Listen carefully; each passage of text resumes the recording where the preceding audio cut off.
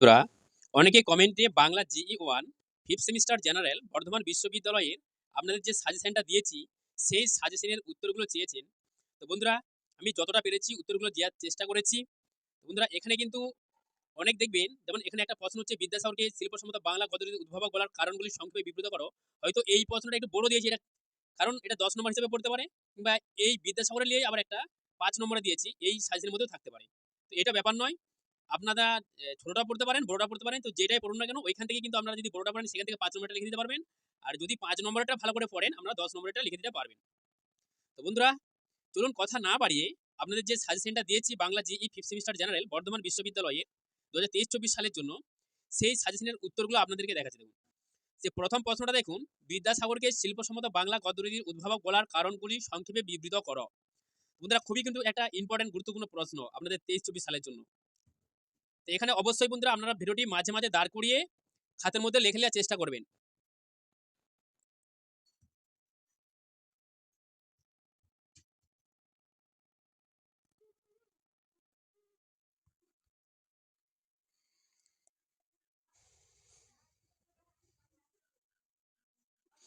যেগুলো আপনারা প্রথমে আগে পুরো ভিডিওটা দেখে নেবেন। দেখে নেওয়ার পরে আপনারা বুঝতে পারবেন আপনাদের যে প্রশ্নগুলোর উত্তরগুলো, যেগুলো সংক্ষেপে খুব উত্তরগুলো দেওয়া হয়েছে, তো সেগুলোই যদি লেখেন, সেগুলোও পড়তে পারেন, কোনো অসুবিধা নেই। আপনারা কি করবেন, যেগুলো আপনাদের সহজ লাগবে সেগুলো প্রথমে খাতার মধ্যে লিখে নেবেন। ধরুন, এখানে প্রশ্নের মধ্যে অনেক আছে, ঈশ্বরচন্দ্র বিদ্যাসাগরের অবদান বাংলা গদ্য প্রবন্ধে, তারপরে রবীন্দ্রনাথ ঠাকুরের অবদান, স্বামী বিবেকানন্দের অবদান, তারপরে রাজা রামমোহন রায়ের অবদান, যেগুলো আছে এই সহজ সহজ প্রশ্নগুলো আপনারা প্রথমে পড়বেন। এই সহজ সহজগুলো প্রথমে লিখবেন, এবং এই সহজগুলোই আপনারা যেই প্রশ্নগুলো আপনাদের পড়তে সহজ মনে হবে, সেই প্রশ্নগুলো আগে পড়বেন। তাহলে কি হবে, আপনাদের যে ইন্টারনাল অ্যাসেসমেন্টটা আছে, কলেজের যে অন্তর্বর্তী পরীক্ষাটা আপনাদের আছে, সেখানেও কিন্তু অনেক কমন পেয়ে যাবেন। যেগুলো আপনাদের সহজ মনে হবে সেগুলো আগে পড়বেন। তো বেশি প্রশ্ন দিন বন্ধুরা, মাত্র আপনাদেরকে সাজেশনে 15টা প্রশ্ন দিয়েছি, সেই 15টা প্রশ্নটির উত্তর এখানে দেওয়ার চেষ্টা করেছি। বন্ধুরা, অনেক পরিশ্রম করে ভিডিওটা তৈরি করেছি, তাই আপনাদেরকে বলবো চ্যানেলটিকে সাবস্ক্রাইব করবেন এবং ভিডিওটিতে একটি লাইক দেবেন। দেখুন, বাংলা গদ্য সাহিত্যের ইতিহাসে রামমোহন রায়ের অবদান সংক্ষেপে বিবৃত করো। এটা আবার অন্য জায়গায়, এখানেই হয়তো ভিডিওর মধ্যে আপনারা 10 নম্বর একটু বড় করে পেতে পারেন। এটা কোনো ব্যাপার নয়। আপনারা যদি একটু, হয়তো আপনাদের পরীক্ষার সামনে ইন্টারনাল অ্যাসেসমেন্ট, তাই আপনাদেরকে বলবো এই 5 নম্বরের কোশ্চেনগুলো আগে পড়ে নেবেন। ছোট যে উত্তরগুলো সংক্ষেপে দিয়েছি, উত্তরগুলো যেগুলো ছোট ছোট আছে, সেগুলো কিন্তু আগে পড়ে নেবেন। বাংলা গদ্য সাহিত্যের ইতিহাসে রামমোহন রায়ের অবদান সংক্ষেপে বিবৃত করো। আপনাদের যেহেতু সামনে ইন্টারনাল অ্যাসেসমেন্ট, সব কিন্তু পড়তে পারবেননি, তাই বলবো আপনারা এই ছোট ছোট প্রশ্নগুলো আগে পড়ে নেবেন, যেগুলো 5 নম্বরের হিসেবে দিয়েছি। এগুলো একদম সংক্ষেপে ছোট ছোট প্রশ্ন। দেখুন, খুব ছোট ছোট ছোট ছোট প্রশ্ন, উত্তরগুলো খুব ছোট ছোট। আপনারা যদি একটু ভালো করে পড়েন, তাহলে কিন্তু লিখতে পারবেন। তো যতটা পেরেছি বন্ধুরা, আমি উত্তরগুলো দেওয়ার চেষ্টা করেছি। যেটা না পাবেন, আপনারা নেট থেকে সার্চ করেও পেতে পারেন, কিংবা আপনাদের যদি বই থাকে সেখান থেকেও দেখে নিতে পারেন। খুব সুন্দর করে নোট বই থেকে নিয়ে এই উত্তরগুলি আপনাদেরকে দেখাচ্ছি। আপনারা ভিডিওটি মাঝে মাঝে দাঁড় করিয়ে খাতার মধ্যে লিখে নেবেন। দেখুন, এখানে বাংলা গদ্য সাহিত্যের ইতিহাসে রামমোহন রায়ের অবদান সংক্ষেপে বিবৃত করো। খুব গুরুত্বপূর্ণ প্রশ্ন বন্ধুরা, আপনাদের এই ইন্টারনাল অ্যাসেসমেন্টের জন্য, এবং যে এক্সটার্নাল এক্সামিনেশনটা হবে, যে ফাইনাল পরীক্ষাটা হবে, সেই পরীক্ষার জন্য খুবই গুরুত্বপূর্ণ। তো বন্ধুরা, যদি আপনাদের কোনো সাবজেক্টের প্রিভিয়াস ইয়ারের সাজেশনের যদি উত্তর প্রয়োজন হয়, যদি দরকার হয়, আপনারা বা কোনো প্রিভিয়াস ইয়ারের কোশ্চেন পেপারে যদি উত্তর আপনাদের প্রয়োজন হয়, আপনারা কমেন্টে লিখবেন। আর আপনারা এটাও লিখবেন আপনাদের জেনারেল বিভাগে কী কী সাবজেক্টগুলো নিয়েছেন। তাহলে বন্ধুরা কী হবে, আমি বুঝতে পারবো কোন সাবজেক্টগুলোর উপর বেশি ভিডিও দেবো, কোন সাবজেক্টগুলো বেশি ছাত্ররা কলেজে নিয়েছে, সেটা আমি বুঝতে পারবো। সেই সাবজেক্টগুলোর উপর প্রিভিয়াস ইয়ারের কোশ্চেন পেপার এবং সাজেশন এবং উত্তর দেওয়ার চেষ্টা করব, 2 নম্বরের, 5 নম্বরের এবং 10 নম্বরের। আপনাদেরকে যে 2 নম্বরের, 5 নম্বরের, 10 নম্বরের প্রশ্নগুলো দেবো, এগুলো পড়লেই কিন্তু হবে, আর বাইরের কোনো জায়গা থেকেই পড়া দরকার নেই। এই প্রশ্নগুলোই বন্ধুরা আপনাদের বিভিন্ন প্রিভিয়াস ইয়ারের কোশ্চেন পেপারকে ফলো করেই তৈরি করা হয়েছে। দেখুন, বাংলা গদ্য সাহিত্যের ইতিহাসে রামমোহন রায়ের অবদান সংক্ষেপে বিবৃত করো।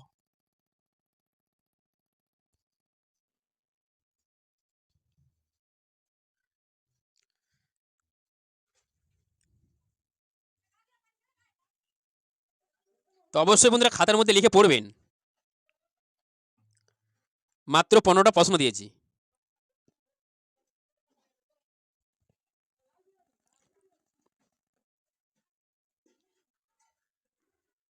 এটা সাজেশন নোট বই থেকেই আপনাদের প্রশ্নগুলো সংগ্রহ করে দিয়েছি, নোট বই থেকেই দিয়েছি, আমাদের টেক্সট বই থেকে নয়। দোকানের সাজেশন বই থেকে নিয়েই কিন্তু আপনাদেরকে এই প্রশ্নের উত্তরগুলো দিয়েছি। বঙ্কিমচন্দ্রের প্রবন্ধ সাহিত্যের বৈশিষ্ট্য আলোচনা করো। খুবই সংক্ষেপে দেখুন উত্তরটা দিয়েছে একদম।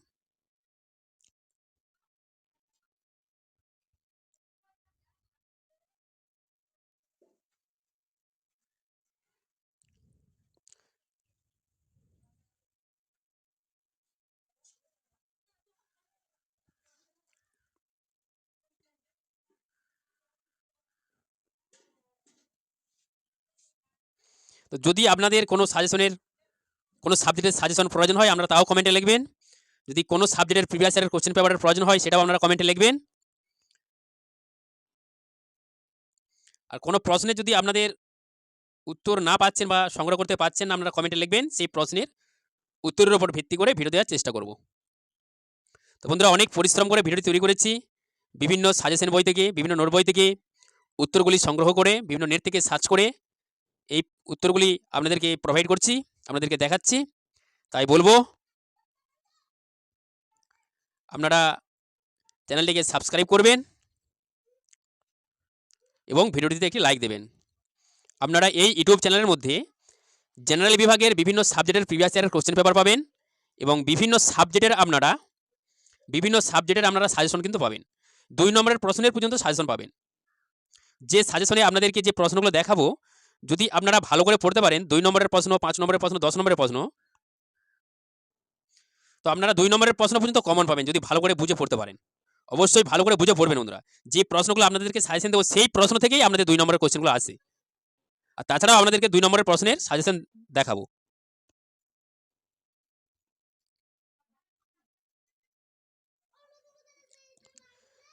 এর পরবর্তী ভিডিওটিতে আমরা আপনাদের যে বেঙ্গলি এসএসসি 3 পেপারটা আছে তার উপর সাজেশন দেব।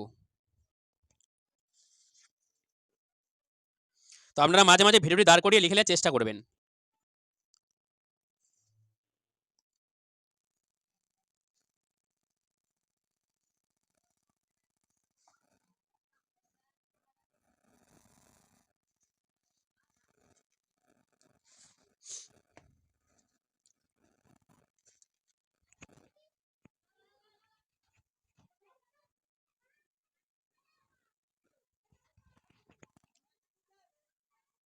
তো ভিডিওটা বন্ধুরা একটু বড় হবেই, কেননা যেহেতু আপনাদের সাজেশনে যতগুলো প্রশ্ন দিয়েছি সমস্ত প্রশ্নগুলোর উত্তরই আপনারা এখানে পাবেন। তাই ভিডিওটি বড় হলেও আপনাদের যে প্রশ্নের উত্তরগুলো প্রয়োজন আপনারা অবশ্যই কিন্তু সেই প্রশ্নগুলো এখান থেকে লিখে নেবেন, বা এখান থেকে আপনারা সব প্রশ্নগুলো লিখতে পারেন। এখান থেকে প্রশ্নের উত্তরগুলো খুব সংক্ষিপ্ত আকারে বিভিন্ন নোট বই থেকে ফলো করে, বিভিন্ন নোট বই থেকে তুলে বন্ধুরা আপনাদেরকে এই প্রশ্নের উত্তরগুলো প্রোভাইড করেছি, দিয়ে দেখাচ্ছি। এখানে দেখুন বন্ধুরা একটা খুবই গুরুত্বপূর্ণ প্রশ্ন দেখুন, 19 শতকের প্রারম্ভে বাংলা গদ্য চর্চায় ফোর্ট উইলিয়াম কলেজের লেখকবৃন্দের অবদানের ইতিহাস সংক্ষেপে লেখো। আপনাদের এক্সটার্নাল এক্সামিনেশনের জন্য এবং এই যে পরীক্ষাটা আপনাদের ইন্টারনাল অ্যাসেসমেন্ট আছে, 19 শতকের প্রারম্ভে বাংলা গদ্য চর্চায় ফোর্ট উইলিয়াম কলেজের লেখকবৃন্দের অবদানের ইতিহাস সংক্ষেপে লেখো। এখানে কিন্তু বন্ধুরা আমরা অনেক লেখক পাবেন, অনেক অনেক লেখক এখানে কিন্তু পাবেন। ফোর্ট উইলিয়াম কলেজে যেসব লেখকরা অবদান লিখেছিল সেসব অনেক লেখক পাবেন। সেই লেখকগুলোর সম্বন্ধে ছোটো ছোটো করে পয়েন্ট দিয়ে আছে, তারপরে ওই লেখকগুলো সম্বন্ধে লেখা আছে ওই অবদানী প্রবন্ধ সম্বন্ধে। তো অবশ্যই কিন্তু আপনারা এগুলো পড়বেন। এখানে কিন্তু পড়লে আপনাদের অনেক শর্ট কোশ্চেন পাবেন, 5 নম্বরের কোশ্চেন পাবেন এবং বড় কোশ্চেনও কিন্তু পাবেন। যেটুকু আপনারা পড়বেন সেইটুকু লিখে দেবেন। যদি 5 কোশ্চেনে 5 নম্বর হিসেবে পড়ে 5 নম্বর লিখে দেবেন, ওই কোশ্চেনটা আপনারা যদি 10 নম্বরে পড়ে 10 নম্বর হিসেবেও লিখে দেবেন। তো অবশ্যই এই কোশ্চেনটা অবশ্যই পড়বেন।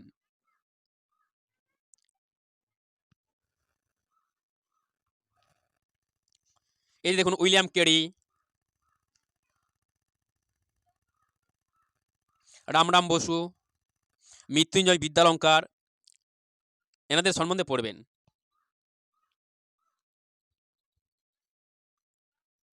তো এর পরবর্তী ভিডিওটিতে বন্ধুরা আপনাদের বাংলা এসএসসি 3 যে এসএসসি 3 যে সাজেশন আপনাদেরকে 2023-24 সালের জন্য এর পরবর্তী ভিডিওটিতে আপনাদেরকে দেওয়ার চেষ্টা করব। আপনাদের যে বাংলা এসএসসি 3 যে সিলেবাসে আপনাদের প্রবন্ধ ও প্রতিবেদন রচনা যে সিলেবাসে আছে তার উপর ভিত্তি করে আপনাদেরকে সাজেশন দেব।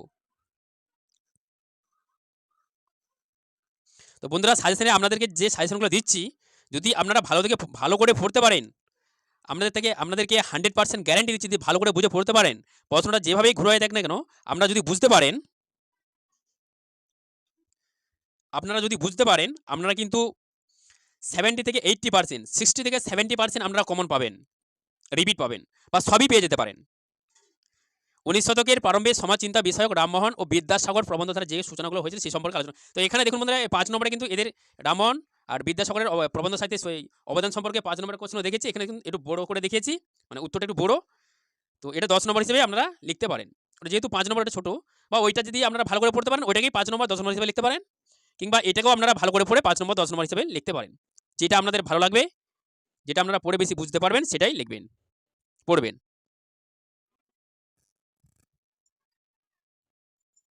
রামমোহনের গদ্যের আঙ্গিকগত বৈশিষ্ট্যগুলি নিম্নরূপ।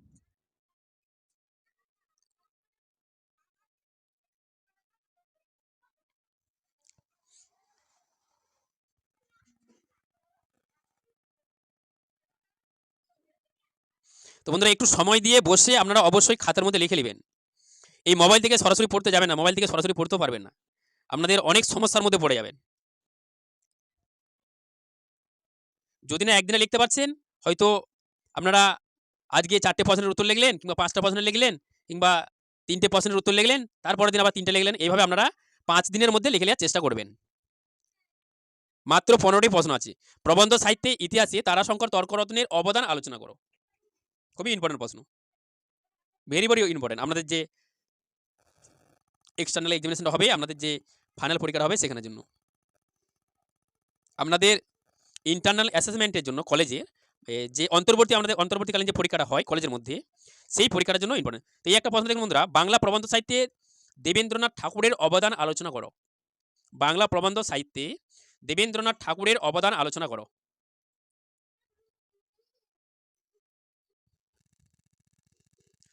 আপনাদেরকে যে উত্তরে দেখাচ্ছি, যে প্রশ্নের উত্তরে যে উত্তরগুলো দেখাচ্ছি, এগুলো পরীক্ষায় যে সব হুবহু পুরোটা লিখতে হবে এমনটা নয়। আপনারা পুরো নোটটাকে ভালো করে বুঝে পড়বেন।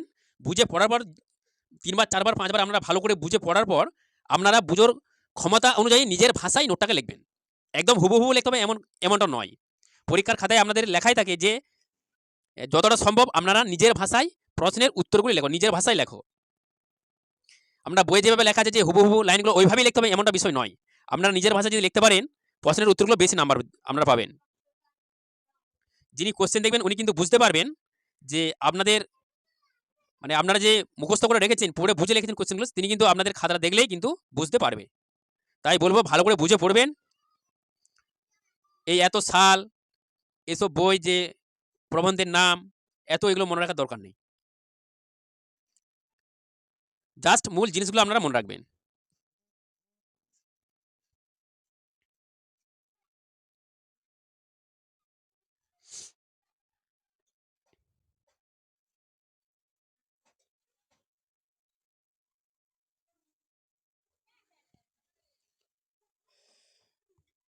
তো এই প্রশ্নের উত্তরগুলো দেখুন বন্ধুরা, নেট থেকে সার্চ করে আপনাদেরকে দেখাচ্ছি। এই যে ভূত মুখোপাধ্যায়ের অবদান, এটা নেট থেকে আপনাদেরকে সার্চ করে দেখাচ্ছি। এটা বইয়ের মধ্যে আমি পাচ্ছিলাম না, তাই নেট থেকে সার্চ করে আপনাদেরকে দেখাচ্ছি। দেখুন, বাংলা প্রবন্ধ সাহিত্যে ভূত মুখোপাধ্যায়ের অবদান আলোচনা করো। এইভাবে আপনাদের প্রশ্নটা আছে। বাংলা প্রবন্ধ সাহিত্যে ভূদেব মুখোপাধ্যায়ের অবদান আলোচনা করো।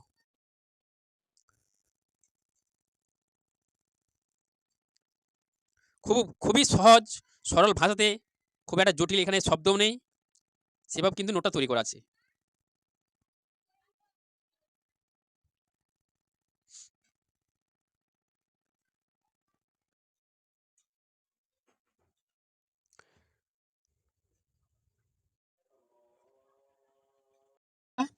আপনাদের এখনো যে সময়টা আছে আপনাদের এক্সটার্নাল এক্সামিনেশনের জন্য, ফাইনাল পরীক্ষার জন্য, আপনারা যদি এখনো পড়েন, আপনারা কিন্তু একটা ভালো রেজাল্ট করতে পারবেন, ভালো কিন্তু একটা কোর করতে পারবেন। আপনাদের এখন অনেক সময় আছে, এখনো প্রায় আপনাদের 1.5-2 মাস সময় আছে। আপনাদের ইন্টারনাল অ্যাসেসমেন্ট হওয়ার পরে, মানে কলেজের অন্তর্বর্তী পরীক্ষাটা হওয়ার পরেও কিন্তু আপনাদের প্রায় 1.5-2 মাস সময় থাকে, প্রায় 2 মাস সময় থাকে, 1.5-2 মাস এরকম একটা সময় থাকে।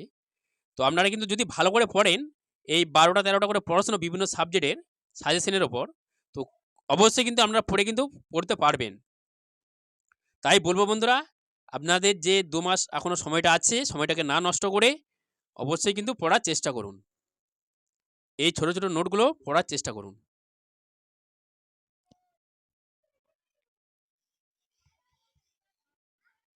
দেখুন, প্রবন্ধ সাহিত্যে রবীন্দ্রনাথ ঠাকুরের অবদান লেখো। অবদান, প্রবন্ধ সাহিত্যে রবীন্দ্রনাথ ঠাকুরের অবদান। এগুলো আপনাদেরকে যদি আপনারা এগুলো বুঝে পড়েন, আপনাদেরকে পড়তেও ভালো লাগবে।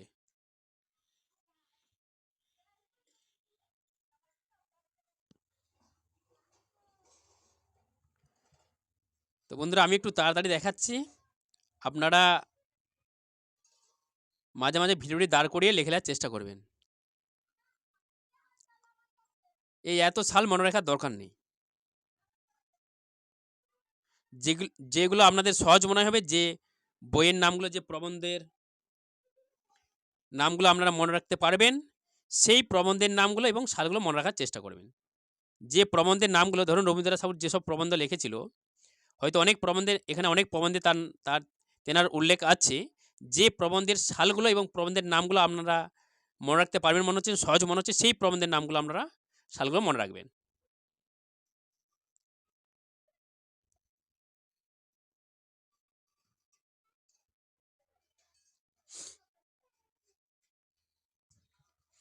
তো এখান থেকে বন্ধুরা অবশ্যই আপনারা যে প্রশ্নগুলো আপনাদের সহজ মনে হবে, যে প্রশ্নগুলো আপনাদেরকে পড়তে ভালো লাগবে বা সহজ মনে হবে, সেই প্রশ্নগুলো আপনারা আগে পড়ে নেবেন।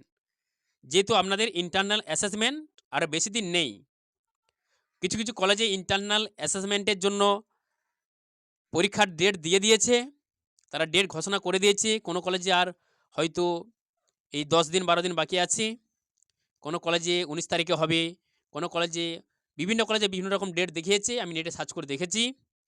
তাই এই 10 দিন, এই যাদের 5 দিন করে সময় আছে, অবশ্যই যেগুলো আপনারা পড়তে ভালো লাগবে, ছোটো ছোটো নোটগুলো, যেমন এখানে হচ্ছে স্বামী বিবেকানন্দের অবদান, রবীন্দ্রনাথ ঠাকুরের অবদান, রাজা রামমোহন রায়ের অবদান, ঈশ্বরচন্দ্র বিদ্যাসাগরের অবদান, এই ছোটো ছোটো নোটগুলো আপনারা কিন্তু 5 নম্বরের আগে পড়ে নেবেন। এগুলো পড়লে কী হবে, আপনারা ইন্টারনাল অ্যাসেসমেন্টটা দেওয়ারও কিন্তু আপনাদের সুবিধা হবে, সেখানে কিন্তু অনেক কমন পেয়ে যেতে পারেন। রাজনারায়ণ বসু অবশ্যই পড়বেন। বঙ্কিমচন্দ্র চট্টোপাধ্যায়, এটা কিন্তু আপনাদের নোট দিয়েছি।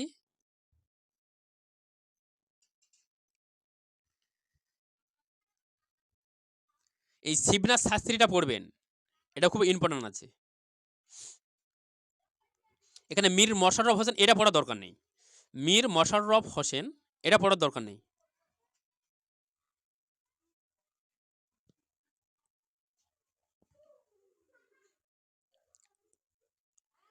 তো বন্ধুরা, আপনাদের কাছে একটা রিকোয়েস্ট করব, চ্যানেলটিকে সাবস্ক্রাইব করবেন এবং ভিডিওটিতে একটি লাইক দেবেন। আর যদি আপনাদের বন্ধুরাও এই বেঙ্গলি GE1 এই সাবজেক্টটা নিয়ে থাকে, তো আপনাদের বন্ধুদের মাঝেও এই সাজেশনের উত্তরগুলো শেয়ার করে তাদেরকেও একটা পরীক্ষায় ভালো রেজাল্ট করার সুযোগ করে দেবেন, ভালো পরীক্ষা দেওয়ার সুযোগ করে দেবেন, যাতে তারাও বুঝতে পারে যে ফাইনাল পরীক্ষায় কোনগুলো আসার চান্সটা বেশি। তো বন্ধুরা, এর পরবর্তী video Bengali SSC 3, Bangla SSC 3 আপনাদেরকে সাজেশন নিয়ে ওই ভিডিওর মধ্যে আপনাদের সাথে দেখা হবে।